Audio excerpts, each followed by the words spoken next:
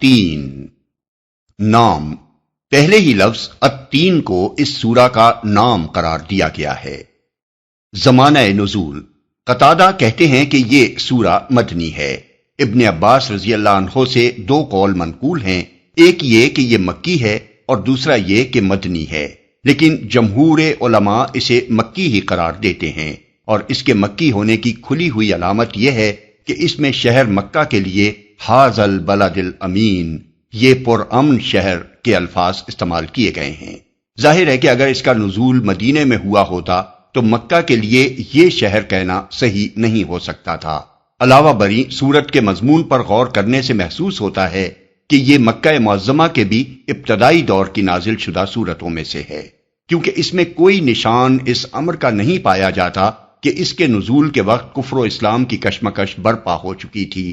اور اس کے اندر مکی دور کی ابتدائی سورتوں کا وہی انداز بیان پایا جاتا ہے جس میں نہایت مختصر اور دلنشین طریقے سے لوگوں کو سمجھایا گیا ہے کہ آخرت کی جزا و سزا ضروری اور سراسر معقول ہے۔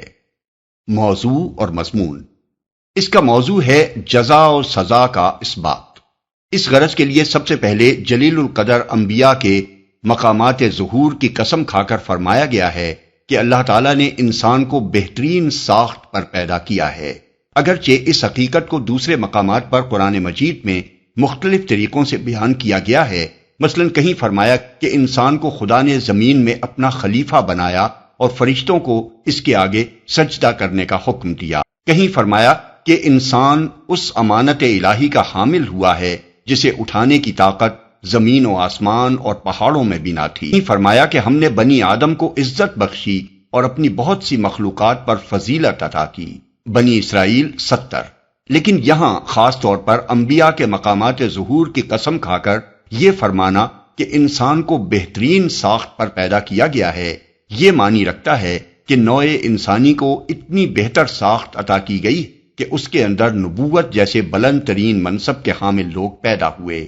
جس سے اونچا منصب خدا کی کسی دوسری مخلوق کو نصیب نہیں ہوا۔ اس کے بعد یہ بتایا گیا ہے کہ انسانوں میں دو قسمیں پائی جاتی ہیں، ایک وہ جو اس بہترین ساخت پر پیدا ہونے کے بعد برائی کی طرف مائل ہوتے ہیں اور اخلاقی پستی میں گرتے گرتے اس انتہا کو پہنچ جاتے ہیں جہاں ان سے زیادہ نیچ کوئی دوسری مخلوق نہیں ہوتی۔ دوسرے وہ جو ایمان و عمل صالح کا راستہ اختیار کر کے اس گراوٹ سے بچ جاتے ہیں اور اس مقام بلند پر قائم رہتے ہیں جو ان کے بہترین ساخت پر پیدا ہونے کا لازمی تقاضا ہے۔ نوع انسانی میں ان دونوں قسموں کے لوگوں کا پایا جانا ایک ایسا امر واقعی ہے جس سے انکار نہیں کیا جا سکتا، کیونکہ اس کا مشاہدہ انسانی معاشرے میں ہر جگہ ہر وقت ہو رہا ہے۔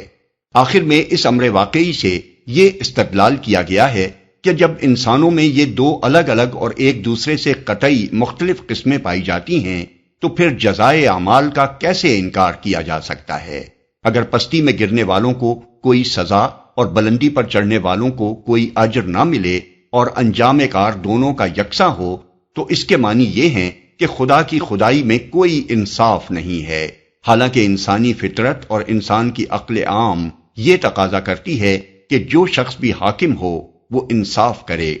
پھر یہ کیسے تصور کیا جا سکتا ہے کہ اللہ جو سب حاکموں سے بڑا حاکم ہے وہ انصاف نہیں کرے گا؟